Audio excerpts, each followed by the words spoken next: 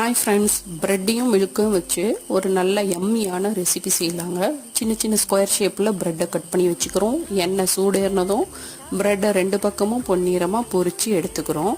கரியக்கூடாது, பொரித்து தனியாக எடுத்து வச்சுக்கலாம். அதே பேனில் தேவையான அளவு பால் சேர்த்து நல்லா காய்ச்சிக்கலாம்.